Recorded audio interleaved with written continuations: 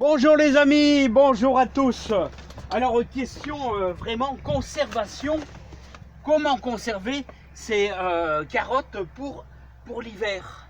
Alors les amis, ces carottes, ces céleris, ces betteraves, moi j'utilise la technique des anciens qui, euh, qui consiste à utiliser la terre comme un frigo. Hein. Alors qu'est-ce que je fais? Comment je fais les amis? Bah, simplement, vous devez faire un trou aux alentours de 50 cm de profondeur. Mais attention, ceux qui sont en montagne et où vous avez des gelées à -7, -10, là vous devez aller plus profond. Hein.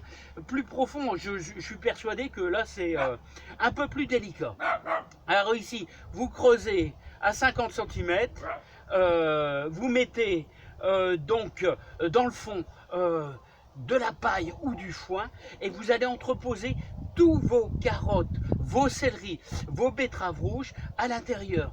Et ce qui est très important, c'est de descendre au moins quand même à 50 cm et ensuite après, vous les placez comme ça à la verticale, tout simplement, et vous allez recouvrir, je vais refermer avec ce couvercle.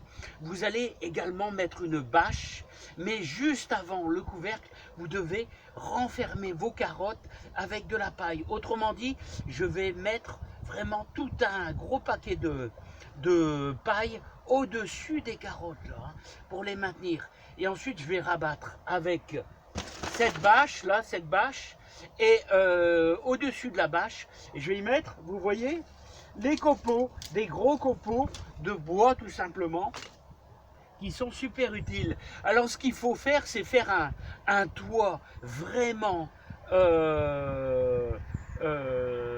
assez haut en forme de butte, et au fur et à mesure vous allez devoir bien sûr ouvrir à chaque fois et refermer à chaque fois en remettant la paille dessus. C'est très important, hein. Donc je vais vous faire voir un petit peu.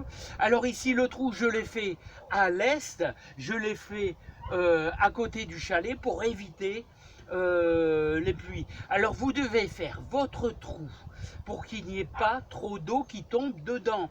Donc autrement dit, il faut une terre humide mais sans plus. C'est pour ça que je l'ai fait derrière ce chalet et je l'ai fait à l'est pour éviter les intempéries. Si on a beaucoup d'eau, beaucoup de pluie durant l'hiver, c'est pas grave, le trou ne va pas se remplir d'eau. Si le trou se remplit d'eau, tout va pourrir, c'est foutu. Donc vous devez veiller à faire ça à un endroit où la terre est humide mais sans plus, à peine humide. Alors je vais vous faire voir un petit peu.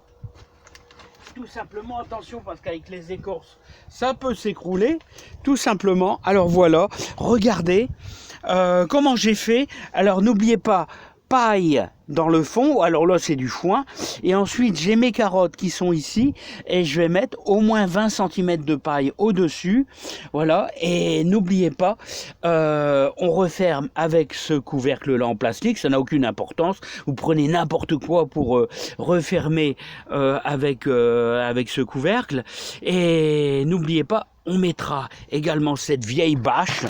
C'est une vieille bâche, mais on s'en fout, ça n'a aucune importance. La bâche, et au-dessus de la bâche, vous mettrez allez, 10 cm de gros copeaux. Vous pouvez mettre des bûches, vous pouvez mettre n'importe quoi. Tout ce qui renforce l'isolation. Voilà, donc, alors n'oubliez pas, un trou, l'idéal c'est 50 cm. En montagne, il faut descendre plus profond, de la paille dans le fond et de la paille au-dessus, surtout beaucoup au-dessus. Voilà, et au-dessus des carottes, hein. Au-dessus des carottes, on rabat ça, on met la bâche, on met des copeaux, et les amis, si on n'a pas de copeaux, comment on fait? Eh ben, les amis, si on n'a pas de copeaux, comment on fait? Comment on fait? Eh bien, vous avez des toiles de jute et vous avez aussi de la terre. Ouais. Il n'y a rien de meilleur au-dessus de votre paille et de votre chapeau là, en plastique. Là, bah, vous mettez 10 à 15 cm de terre. C'est mieux que de rien mettre. Si vous mettez qu'un chapeau sans paille, je vous garantis que quand vous allez avoir des gelées à -2, -3 degrés, là, ça va pas le faire. Là, tout va pourrir. Le haut de vos carottes et de vos céleris, ça va pourrir. Donc, il faut mettre un gros chapeau et il faut de la paille. Il faut impérativement de la paille et aussi des copeaux dessus. Il faut essayer de faire une protection d'au moins 20 cm au-dessus de vos carottes pour que vos carottes soient bien protégées. Moi, ça a très bien fonctionné l'année passée. Donc n'oubliez pas, l'idéal, trou à 50, de la paille ou du foin en dessous et de la paille et du foin au-dessus. Et un beau chapeau. Allez, à bientôt. Bon courage à tous les amis. Allez, bye bye. À bientôt. Vous pouvez mettre des feuilles aussi, hein, mais il faut bien faire une bonne couche.